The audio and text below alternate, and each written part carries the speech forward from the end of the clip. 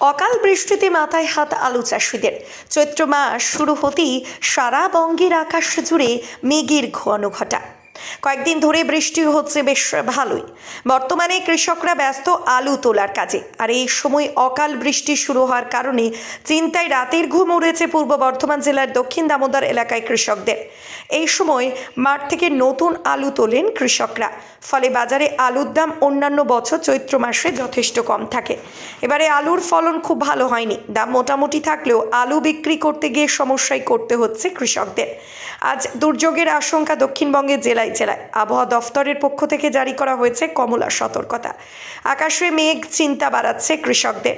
প্রবল বৃষ্টি হলে আলু সহ অন্যান্য শাকসবজি নষ্ট হয়ে যাবে। জমিতে বৃষ্টির জল নাড়ালে ক্ষতির মুখে পড়বেন আলু চাষিরা। শিলাবৃষ্টি হলে আলু চাষে দফা রফা, আলুর গায়ে দাগ হয়ে যাবে। এই অসময়ে বৃষ্টি হলে কিভাবে আলুকে রক্ষা করবেন ভেবেই যেন কুল কিনারা খুঁজে পাচ্ছেন না দক্ষিণ দামোদর এলাকার কৃষকরা। 50% ক্ষয়ক্ষতি হলে তবুও সামলে নেবেন, কিন্তু তার বেশি হলে খরচটুকু উঠবে না। তাই আপাতত সরকারের মুখোপক্ষী হয়ে রয়েছেন তারা। সরকার যদি কোনো সাহায্য করে তবে তারা উপকৃত হবেন।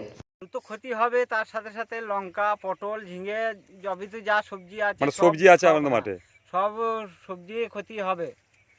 কিন্তু এইভাবে যদি ক্ষতি হয়ে যায় তাহলে আমরা কি খাবো আর কি নিয়ে বাঁচবো? দেখি আমাদের পাশে আরো প্রতিনিধি আছে, ওদেরকে আমি জিজ্ঞাসা করবো, দেখি একটুকু। চলো, আমরা বনগ্রামের বাসিন্দা, নতুন অঞ্চলে।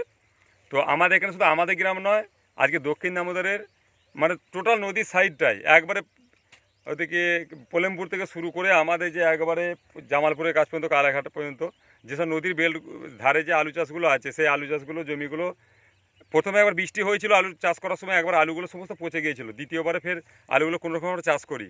তো চাষ করার পর কোনো রকমে আলু এই গাছ হয়েছে, আলু এই মোটামুটি বাড়ার মুখে। তো এই অবস্থায় যদি এখনও আলু তুলতে মোটামুটি টাইম লেগে যাবে 20 দিন থেকে 1 মাসের মতো। তো এখন যদি বৃষ্টি হতে থাকে এরকম, তা আলু তো সবই পচে যাবে। তো এই যদি আলু পচে যায় তাহলে আমরা খাবো কি? কোনো রকমে চাষ করেছি, তো চাইবো যদি আকাশের বৃষ্টি এরপর না হয় তাহলে মোটামুটি 50% ক্ষয়ক্ষতির দিকে যাবে। যদি এর বেশি হয় তাহলে আলুগুলো আমরা কিছু পাবো না, কারণ পাকা আলুতে জল ফেলে সেই আলু টেকে না, পচে যায়। তো যদি সরকারের পক্ষ থেকে আমাদের কোনো সহযোগিতা করা হয় তাহলে আমরা খুবই উপকৃত হব।